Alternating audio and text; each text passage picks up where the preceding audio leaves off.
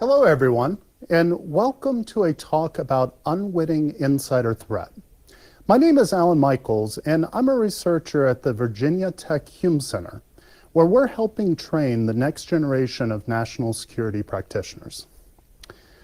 This topic was a small portion of an 18-month undergraduate research effort we called SCIF of the Future, where we worked to evaluate the myriad technical, policy, social, and political constraints of protecting information within a secure facility.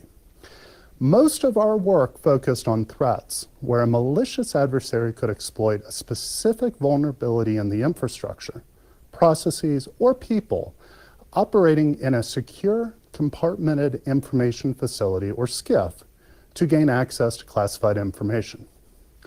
While most of that is not appropriate to discuss here, we did drill in on a specific niche question about implanted medical devices, or IMDs, as an emerging class of PEDs, that's portable electronic devices, in the facilities.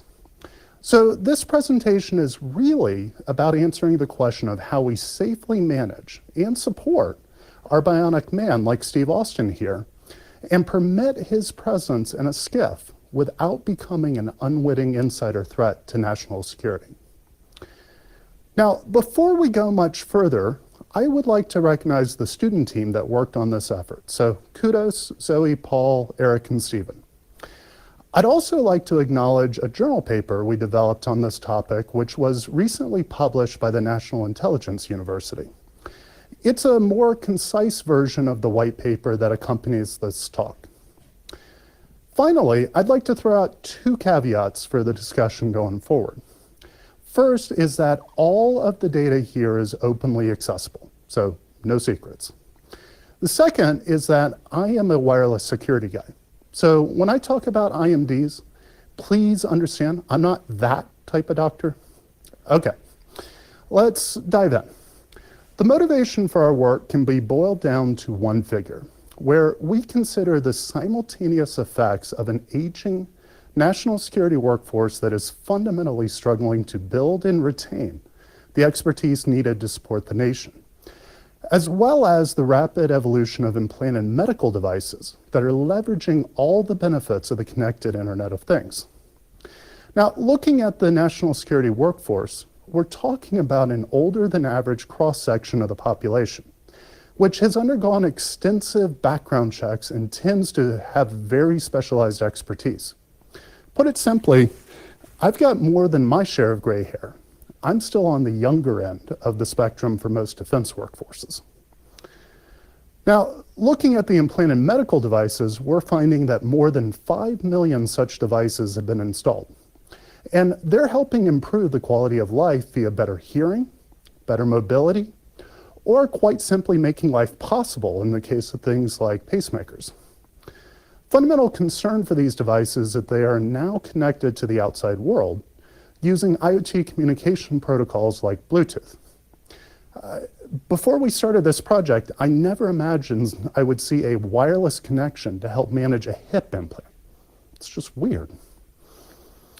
Now, putting these observations together and making a small leap of faith of the overlap of the statistics, we come up with an estimated 100,000 cleared people in the national security workforce that have an IMD.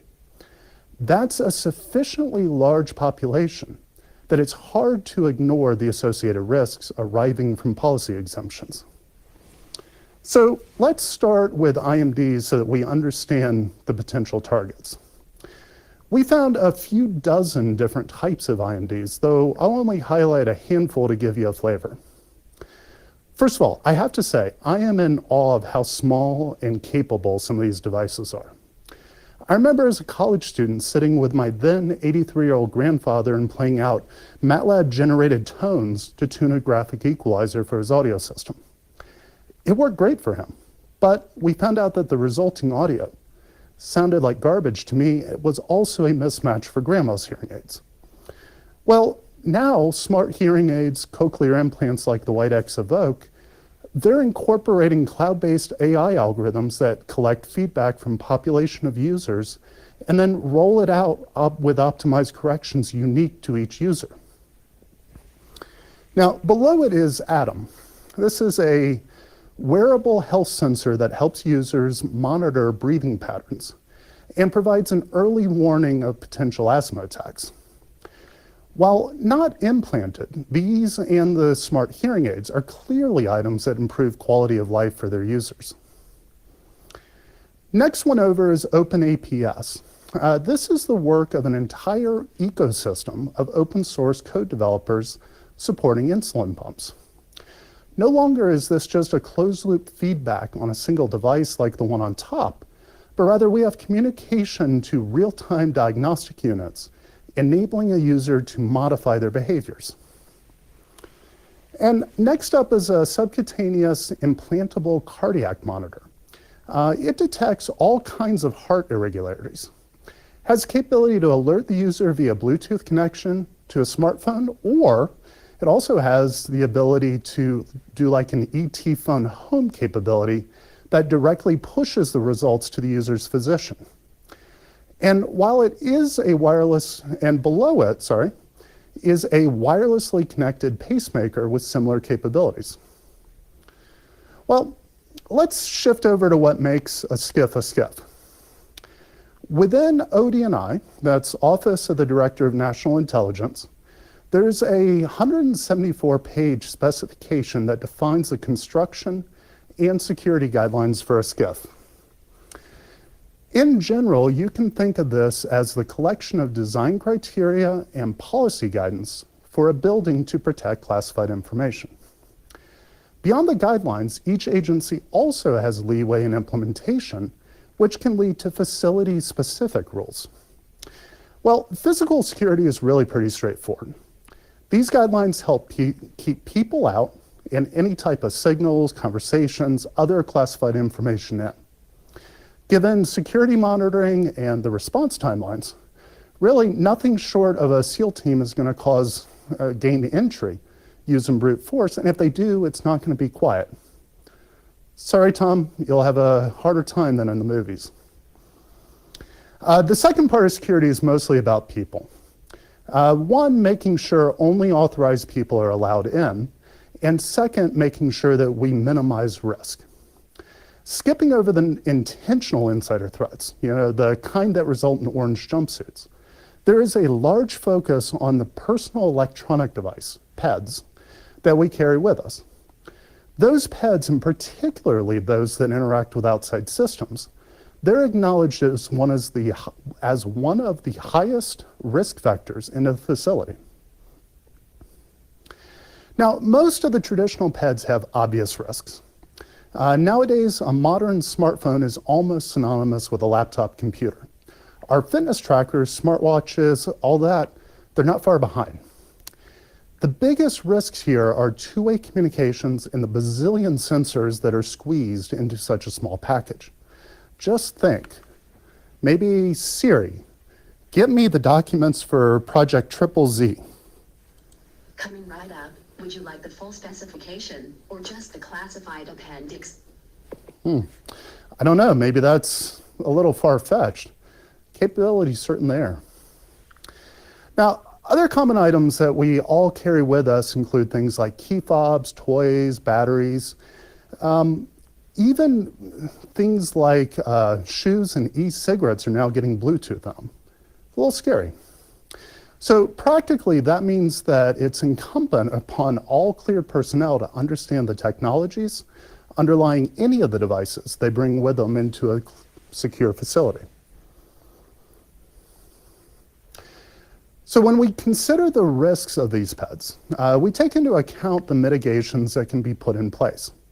Simple example is that it's pretty easy for me to leave my cell phone in a metal box outside the facility and then collect it upon leaving. Not much risk there. The SCIF guidelines break risk into qualitative low, medium, and high categories, where you can think of low as just simply being acceptable, medium as being permitted but with some restrictions, and high, they're just not allowed. One of the most important parts for our discussion are the two-way transmitters, in particular Bluetooth, that is common to many of the IMDs and clearly a high-risk item. So, as I just said, these high-risk devices aren't allowed into the facility. So, should we automatically restrict cleared personnel with IMDs from the facility? Thankfully, that's not the answer.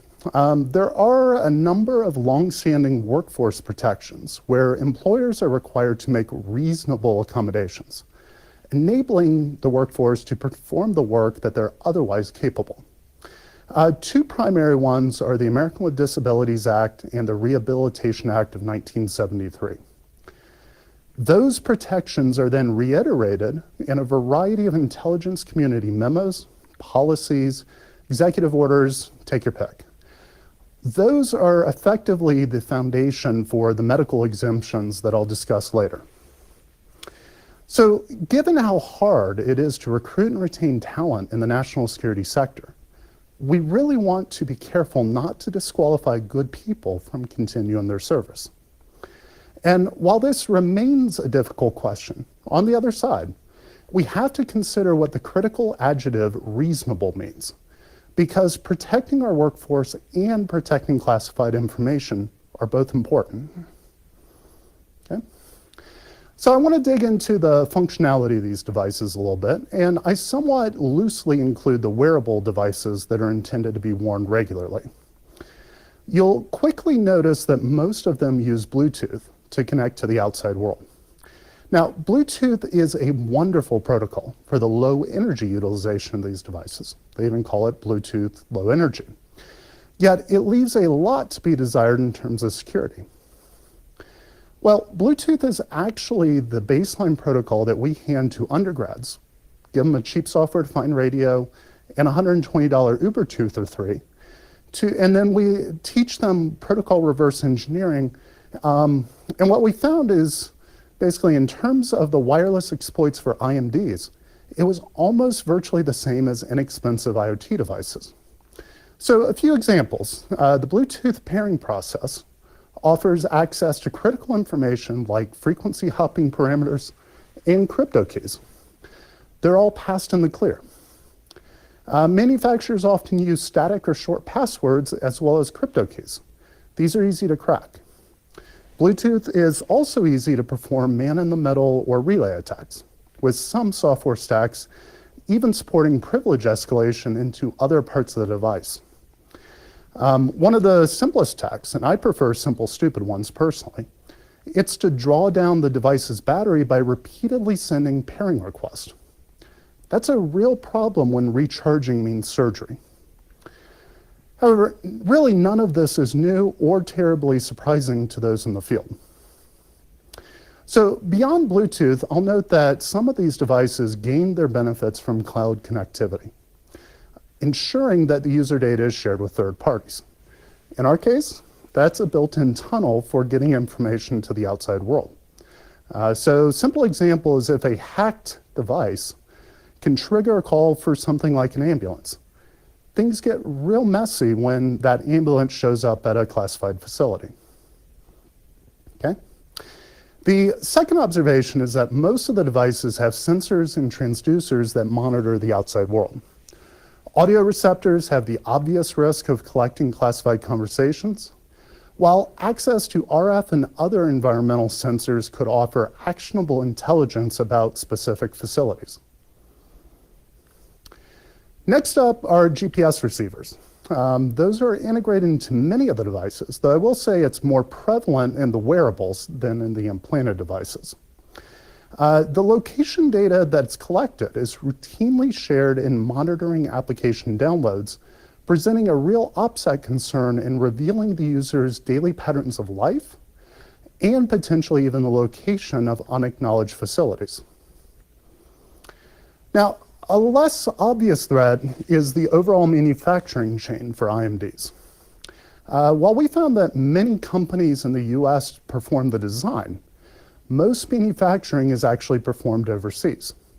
So as we've seen in recent days with the race to create a COVID vaccine, there's a real risk of entangling national security interests with global health interests, suggesting the opportunity for exploitation of a device before it's even implanted. So let's extend that a little bit further. Evidence has already been shown that some of these medical devices can be hacked.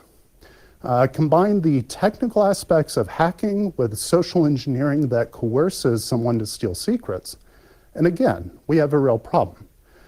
I don't know about you, but getting a threat that someone would hack in and fry my pacemaker, that would really linger in the back of my mind. Okay. Now, in all of this, I do want to give credit to the policy developers for recognizing medical devices as having unique benefits within the overall class of portable electronic devices. And the guidance that has evolved over the last decade demonstrates a concrete awareness. The rationale behind these changes, and quite honestly, our research, is the conflict with the applicable HR policies like the American with Disabilities Act, Rehabilitation Act, and IC policies like 110.1. All of these seek to ensure reasonable accommodations and protections for otherwise capable individuals to do their jobs. However, when we attempt to apply the previous security guidance to modern connected IMDs, it's virtually impossible to deny that the devices, in and of themselves, fit into the high-risk category. Moreover, many of the embedded devices have operational lifetimes up to 20 years. Think of a pacemaker, you don't want to pull that out. That's a lot of time for me to devise attacks and or take advantage of new techniques that come out. As such, we've tried to put a qualitative scoring for the devices after current mitigations written into policy. As I mentioned before, a cell phone poses minimal residual risk because we assume it sits outside in a metal box and never enters the facility. Leaving our items at the door is the primary mitigation for almost all personally owned portable electronic devices. For IMDs, however, there is no practical way to temporarily remove them, meaning the risk remains with the user. As technology continues to evolve, we anticipate this risk only increases. Case in point, at the far left there, we have an open source software ecosystem running on a platform with a two-way transmitter. I don't know about you, but that sounds a lot like one of the software-defined radios I have sitting in my lap. Okay. One final note before we move on is perhaps you look at the dates on these documents and you think IMD mitigations will just get captured in the next revision. Quite honestly, we hope they do. But we also believe that the guidance and technical mitigations need to be specific enough so that the IMD users do not need to worry about an approval for their device only being good for their home facility. Okay. So recognizing the risk of IMDs, we've tried to identify a family of mitigations that range from nothing more than random physical inspections, and that's kind of like the status quo, up to and including denying entry to the facility in the rare instances where the risk is still too high. We've laid these mitigations out in a way that simultaneously considers technical benefit to the facility as well as risk to the user. In the middle of this range, we have mitigations that hit the sweet spot, balancing risk or annoyance to the host and benefit to promoting security. Well, first up is really the status quo. Just accept the device as is without any specific mitigations. It's possible that the device can be whitelisted to prevent false positives in facility scans, but no changes are required for the host coming or going. The second is the use of fancy sensors like ferromagnetic detection systems. You can use those to verify the presence of the device. The sensors only cost about $10,000, and they've proven themselves effective at identifying the presence of virtually any foreign object. But they don't directly mitigate the risks if not coupled with secondary methods. The third, and what I fall back on as another simple, stupid solution, is RF shielding apparel that blocks a portion of the body with an IMD to reduce the overall signal levels. It's kind of like wearing a foil safety vest as a crude approximation of a Faraday cage. It's cheap and effective, though. I mean, I understand nobody wants to wear the tinfoil hat. The next option to consider are zeroization techniques, similar to how we approach a piece of test equipment. While likely effective, this requires knowledge of each unique device and has the potential to zero out important settings. Another approach is to hand over C2 authority to the facility owner when you enter, and then release it when you leave. Well, that ensures that the device, if it's got high-risk sensors or communication capabilities, they can be limited while in the facility. And while maybe only applicable to removable items like hearing aids, an equivalent result can be obtained by having an interchangeable device that is held inside the facility, and it's managed, programmed strictly by the security office. Okay. Well, next we think many of the transducers can be disabled by the users, which is similar to the previous one. Yet this assumes a level of technical sophistication by the user. Further, this is really difficult for items like hearing aids, where the transducer is integral to the device's operation. Now, the last one that we feel fits in the feasible category. It's an active noise device that emits enough energy and is specific to the IMD's capabilities to prevent it from communicating to the outside world. Such devices can be transmit only, more or less making them safe by themselves. Yet the downside is if the noise causes excess processing by the IMD, resulting in a reduction of battery lifetime. Okay? Taking that a little bit further with active systems. Number 9 assumes that the facility records and tracks all wireless activity of the IMD and possible use of the sensors. We find these methods to be much more cumbersome and have less practical benefit than the others. Okay. The last one up is really the other simple approach. If an IMD poses such a risk that it cannot be mitigated, and I'm thinking something crazy like a bionic eyeball, then the best choice may be to simply deny access given today's inability to limit risk. And since this is being recorded, I've included a little more detail if you want to pause here for a couple of seconds. You can read a little more about each of the proposed mitigations. Okay? Now, in addition to the mitigations we propose, I want to highlight 2 others that come up regularly when I talk to folks. First being that we require the device manufacturers to make a SCIF-compatible device, and the second being that the FDA levy specific security guidelines. Well, given the relatively small portion of cleared IMD users, only about 2%, and the fact that many of the companies are not based in the US, we simply don't see the first one as feasible. The second one is a great idea. We think that parts of it will come naturally, but we also anticipate that any guidance coming from the FDA, it's going to be safety focused as opposed to security focused. We see the same in most government agencies when they evaluate any of the new IoT technologies for use in critical infrastructure. Well, to wrap up this discussion, I want to hit a couple of takeaways. The fundamental one is that technology is rapidly outpacing policy when you look at the devices that should be permitted in a secure facility. I haven't really given out much in terms of nefarious methods to exploit that imbalance, because that really is not our intent. But rather, we're advocating that policy should proactively address the technology 5 years from now, rather than consistently being 5 years behind. Now, most practitioners in the field can readily theorize or apply any of the related attacks here. Second, currently we estimate on the order of 100,000 people included in this category of cleared personnel with IMDs. And that number is likely much higher when you consider recreational fitness trackers or any other type of wearable device.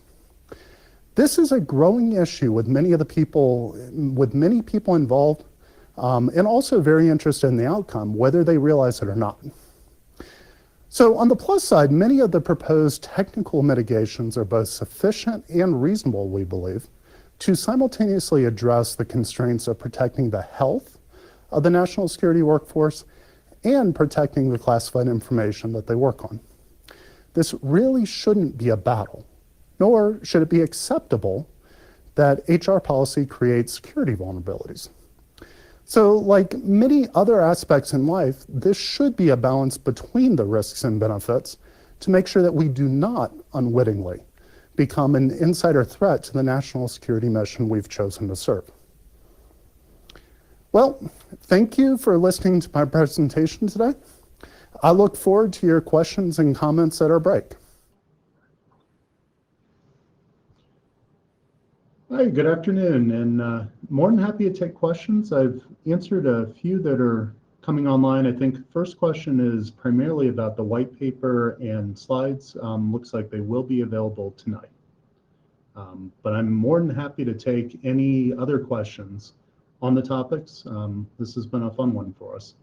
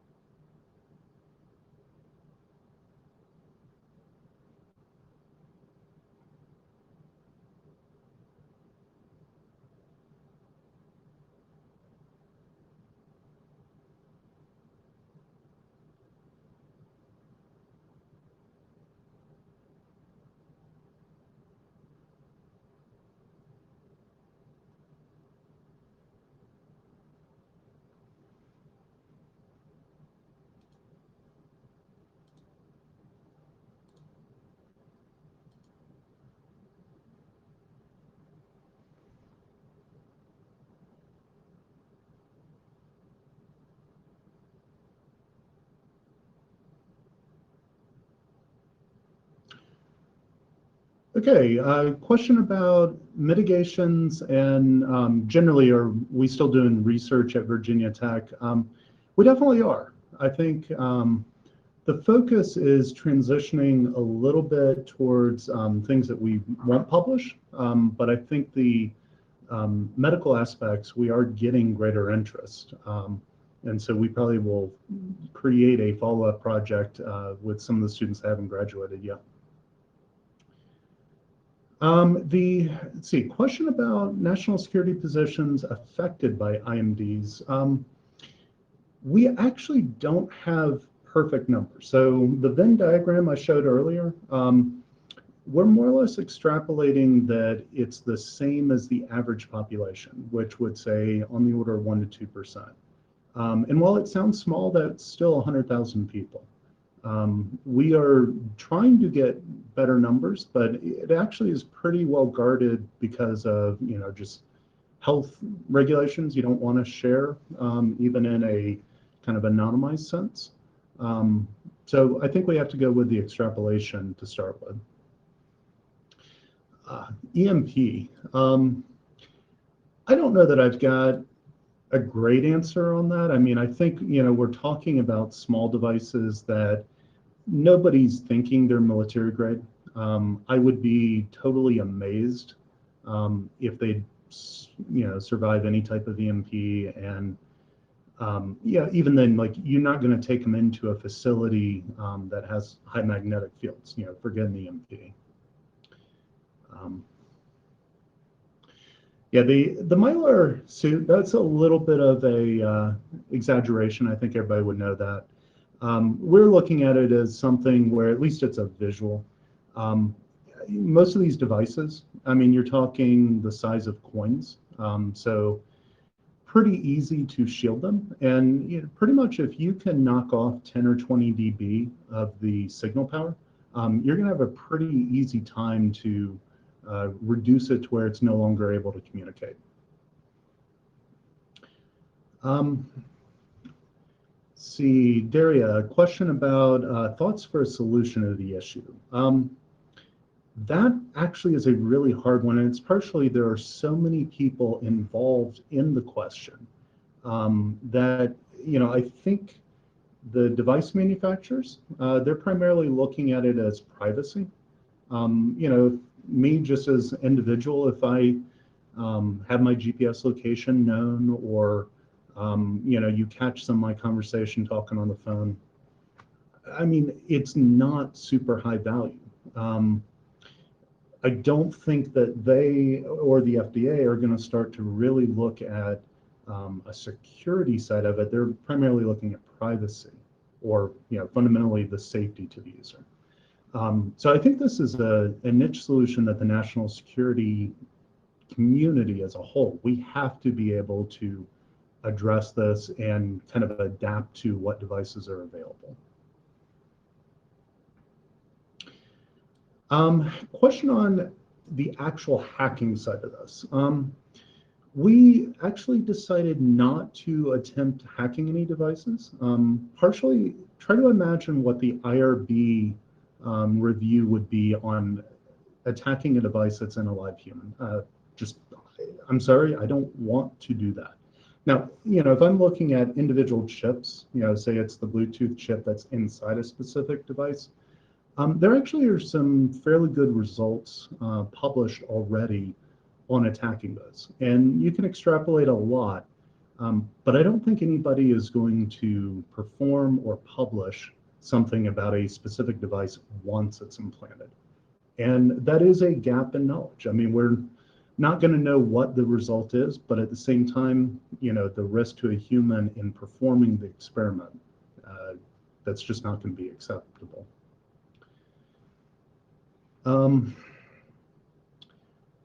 Let's see, are they becoming more common? Definitely.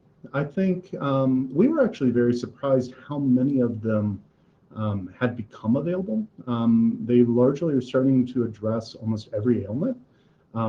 I think the most common ones, eyes, ears, some of those, have been around a long time. It's more that we're now connecting them to the internet. So it's like an IoT device living in your body. And that's the game changer that now makes the kind of legacy policy from a national security perspective.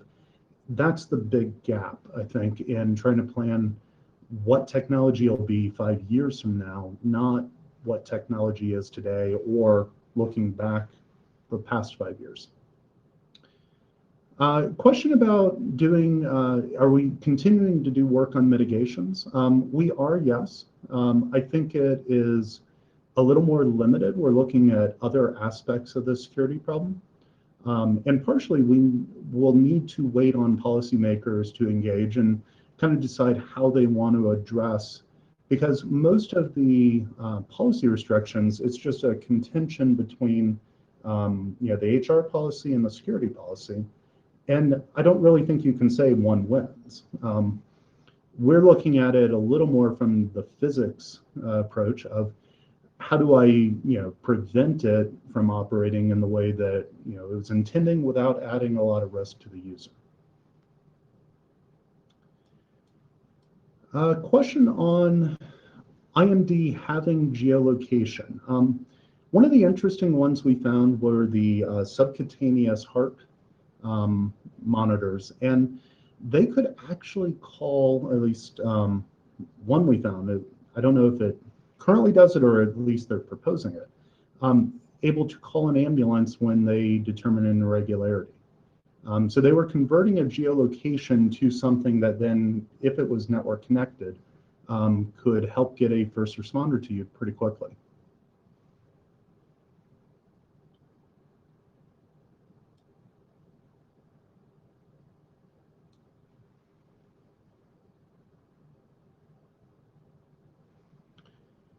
Okay, Nick Surgeon, looks like question about SCIF compatible devices not being compatible with FDA standards. I think it's primarily an interest of focus.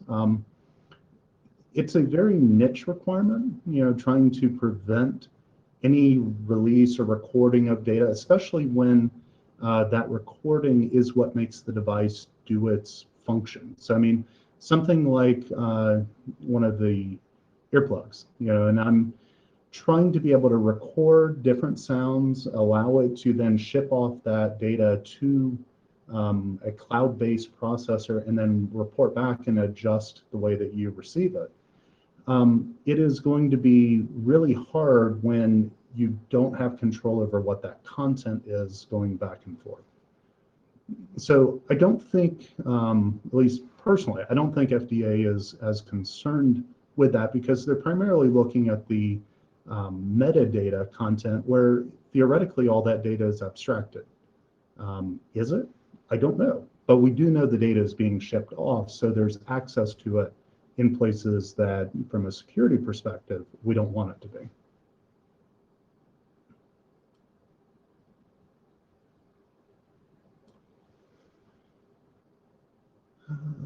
Let's see. So next up, looks like, Jacob, question about how the devices communicate between themselves. Actually, we didn't consider any devices that talk from one device to another device in the body. We were primarily considering a device talking to an external source. So Bluetooth being the most common, the assumption is it's pairing with any other device. Typically, it's set up for a phone. The fact that it can still convey data and, it's not so important as to what the individual data content is, that's where we were most concerned.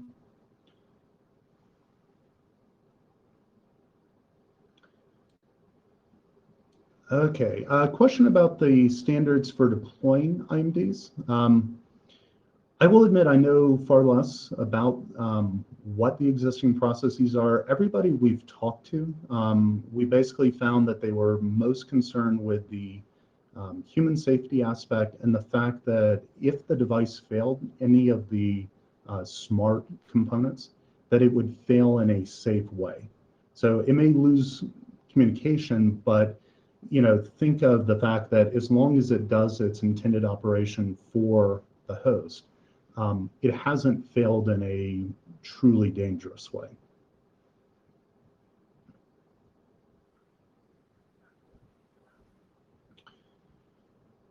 Precedents about someone's health.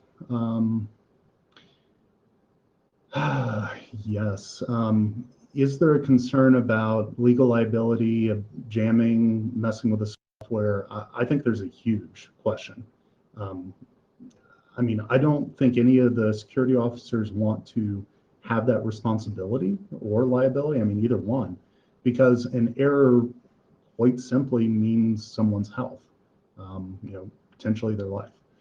I think that's why we have to look at the mitigations, and we tried to score them in at least a qualitative way to say, as I'm moving up the scale where it's a higher impact to the user, higher risk, that makes it less desirable. It may still be an option in some cases. Maybe I do that for cochlear implants or something where the failure isn't a life-threatening one.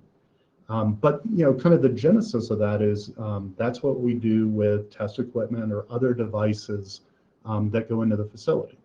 So we're at least attempting to use approaches that have been used before. Okay. Last question. It looks like question: how long have I been in the space?